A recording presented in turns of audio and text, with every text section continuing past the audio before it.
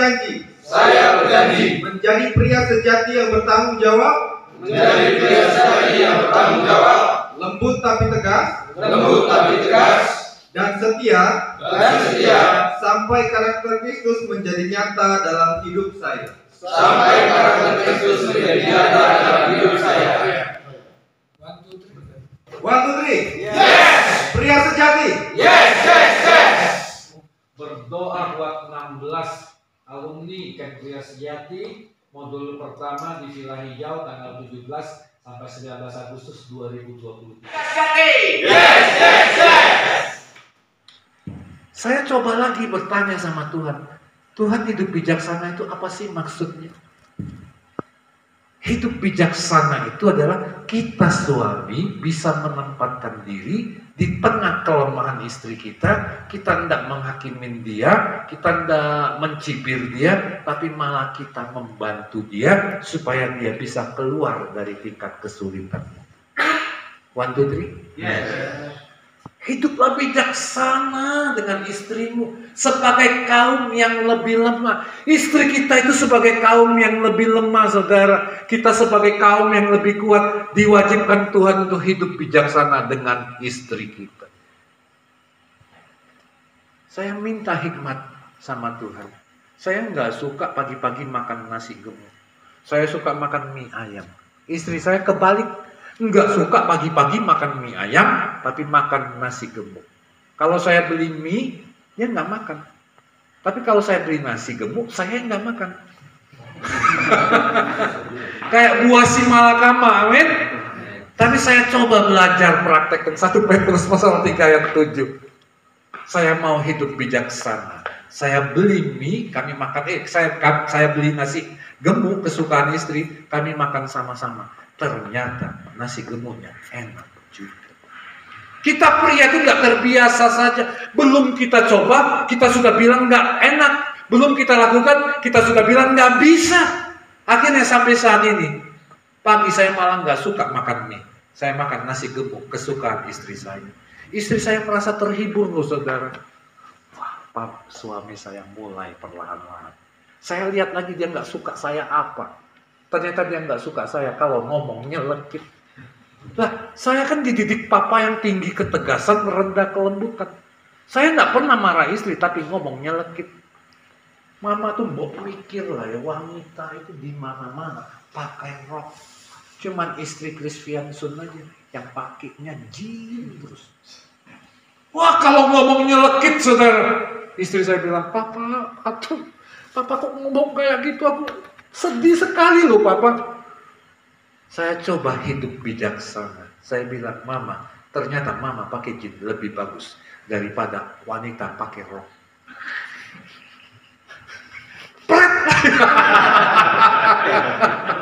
Bapak-bapak yang dikasih oleh Tuhan Yesus Kristus, hubungan suami dan istri itu dimulai dari kita suami ini pemimpin buat dia. Amin.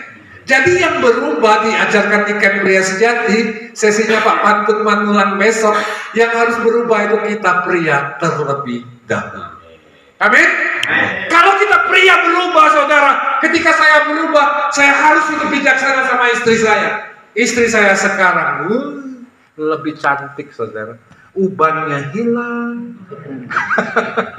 Dia mempercantik diri dia. Kenapa? Karena suaminya udah hidup bijaksana sama dia. Yang luar biasa lagi. Dulu sebelum saya hidup bijaksana, kalau mau melakukan hubungan intim, istri tolak terus.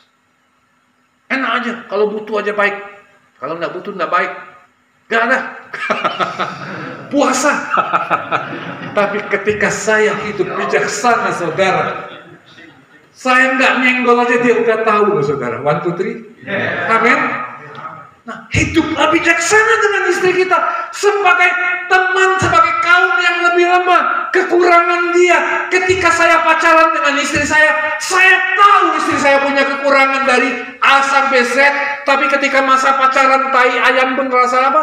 Rasa coklat, saudara. Saya bisa terima kekurangan dia. Tapi ketika kami diberkati dalam pernikahan kudus, masuk hari pertama sebagai suami dan istri, saya nggak bisa terima kekurangan dia. Itu berarti yang salah siapa? Yang sontoloyo siapa? Saya yang sontoloyo, saudara. Saya bersyukur pria sejati membawa pernikahan kami ke arah yang lebih baik. Membawa pernikahan kami jadi berkat buat pernikahan-pernikahan yang lain. Saya enggak bayangin saudara, kalau saya enggak ikut Cambria, Tuhan pakai Cambria lawat saya. Mungkin setiap hari rumah tangga kami penuh dengan pertengkaran. Tidak mungkin saya bisa bawa kebenaran firman. Jangan-jangan pernikahan kami sudah diombang-ambingkan oleh yang namanya kekacauan. Ngeri saudara. Sesi ini simpel tapi nampar. Sesi ini mengingatkan kita adalah hal terpenting yang diajarkan di Alkitab kepada kita kaum pria adalah bagaimana kita memperlakukan wanita, yaitu istri kita, sebagai teman pewaris kasih karunia. Maksudnya apa saudara? Maksudnya warisan kasih karunia yang Tuhan sudah sediakan buat pasangan suami istri Kristen itu akan bisa diterima pasangan suami istri itu dengan baik kalau suaminya hidup bijaksana dengan istrinya. Amin. Istri saya punya sakit vertigo saudara. Sakit vertigo itu sulit sekali disembuhkan. Pernahkah saya mau melayani di gereja metodis muko-muko, tiba-tiba mau dijemput panitia besok pagi, malamnya vertigo istri kumat, kambuh. Kambuhnya muntah terus, bawa ke rumah sakit swasta di Bengkulu. Dokternya orang Kristen juga, saya lupa marganya, dia bilang, Pak batalin aja rencana melayani retret di gereja metodis muko-muko. Jarak dari Bengkulu ke muko-muko sekitar 5 jam lebih ya. 5 jam, 7 jam, batalkan. Istri kamu harus dirawat, vertigonya sudah akut. Saya coba hidup bijaksana. Waktu kejadian itu saya belum makan. Istri saya waktu agak sadar bilang, Papa tinggal saya aja, ada sepupu saya Peter kok bisa jaga saya. Enggak mama, yang jadi suami buat kamu bukan sepupu kamu Peter, tapi saya Kristianso. Saya masak tahan lapar aja nggak bisa. Dengan kondisi kamu yang sedang butuh saya dampingin dia saudara. Saya doakan dia, saya beri dia motivasi. Yang luar biasa adalah saya ini orangnya bersih sekali. Saya nggak pikirkan kalau istri saya sakit vertigo muntah, saya bisa ambil tisu, saya bersihin muntahan dia. Istri saya geleng-geleng sampai, Papa memang mau belajar ya hidup bijaksana sama mama. Harus. Amin.